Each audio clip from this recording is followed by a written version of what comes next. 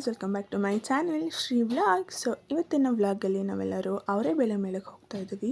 So ಏನೇನು try ಮಾಡಿದ್ವಿ and ಹೆಂಗಿತ್ತು ಅಂತ ವಿಡಿಯೋ ಸ್ಕಿಪ್ ಮಾಡ್ದಲೆ ಕಂಪ್ಲೀಟಾಗಿ ನೋಡಿ. ಆ್ಯಂಡ್ ಯಾರಾದರೂ ಇನ್ನೂ ಸಬ್ಸ್ಕ್ರೈಬ್ ಮಾಡ್ಕೊಂಡಿಲ್ಲ ಅಂದರೆ ದಯವಿಟ್ಟು ಸಬ್ಸ್ಕ್ರೈಬ್ ಮಾಡ್ಕೊಳ್ಳಿ.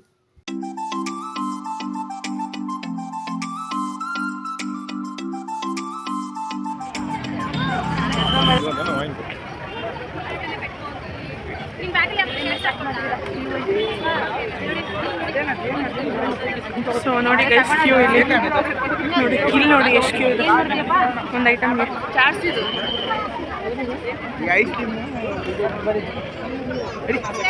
ಇವನ್ನ ಕೆಲ್ಸಕ್ಕೆ ಕರೀತಿದಾರಂತೆ. ಸೊ ನೋಡಿ ಎಷ್ಟೊಂದು ರಶ್ಶು, ಕ್ಯೂ.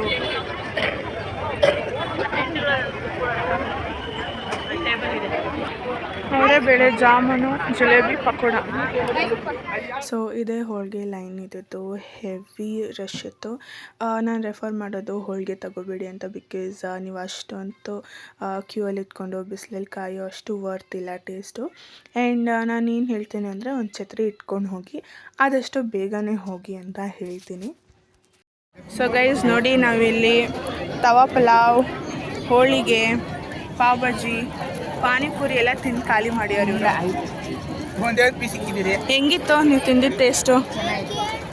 ಚೆನ್ನಾಗಿತ್ತಾ?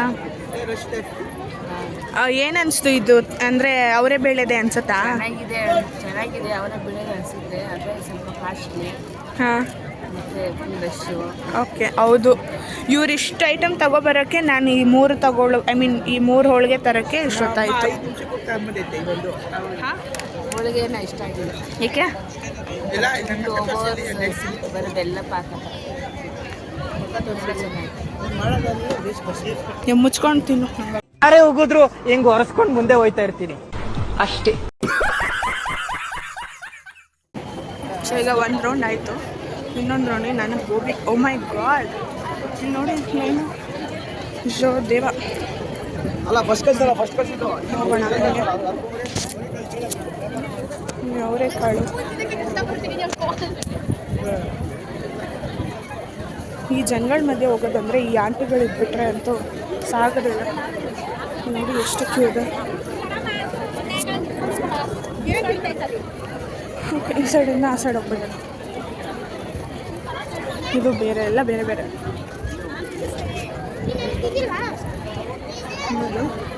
ಸೊ ಈಗ ನಾನು ತಗೊಳಕ್ಕೆ ಹೋಗ್ತಾ ಇರೋದು ಅವರೇ ಬೇಳೆ, ಗೋಬಿ, ಉಪ್ಪಿಟ್ಟಿದೆ ಇಲ್ಲಿ, ಶಾವಿಗೆ ಬಾತ್ ಕಾಣಿಸ್ತಿದೆ, ಹೆಣ್ಣು ಪಾಯಸ, ಸ್ಯಾಂಡ್ವಿಚ್, ಅವರೇ ಬೇಳೆ ದೋಸೆ, ಅವರೇ ಬೇಳೆ ಟ್ವಿಸ್ಟರ್. ಅದಾದ ನಂತರ ಬರೋದೇ ಅವರೇ ಬೇಳೆ gobi.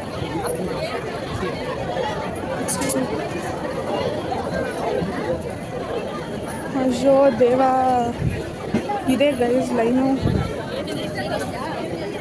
A few moments later, 2,000 years later, one eternity later.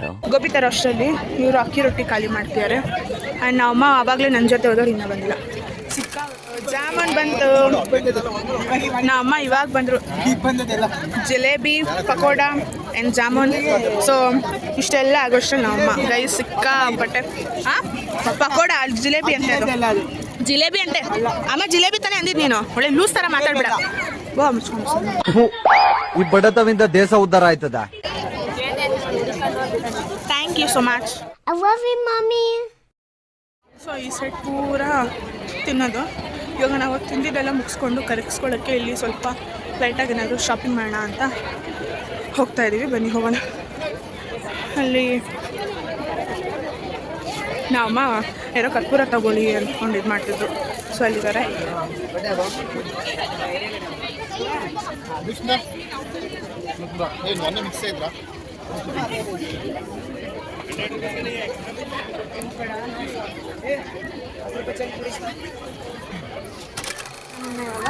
Special counter ತೋರಿಸ್ತೀನಿ ಇಲ್ಲಿಂದನೇ. ಸೊ ಈ ಥರ ಇರುತ್ತೆ ಸ್ಪೆಷಲ್ ಕೌಂಟರ್.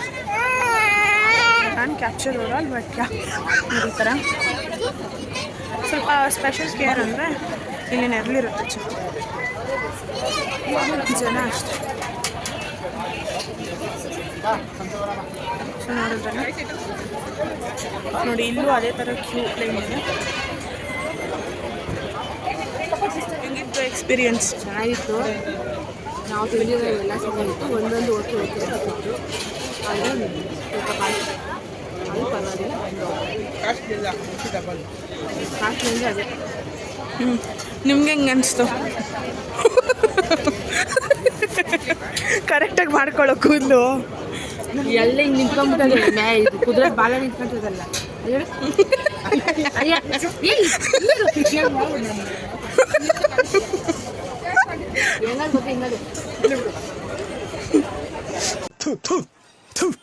ನಾನು ಕಣ್ಣೆದ್ರಿಗೆ ಇದ್ರೆ ಶೂಟ್ ಮಾಡಿ ಸಾಯಿಸ್ಬಿಡ್ತೀನಿ. ಇರಿಟೇಷನ್ ಕಣ್ರಿ, ಕಳ್ಸಿ ಆಚೆ. ಇತ್ತು ಎಕ್ಸ್ಪೀರಿಯನ್ಸ್.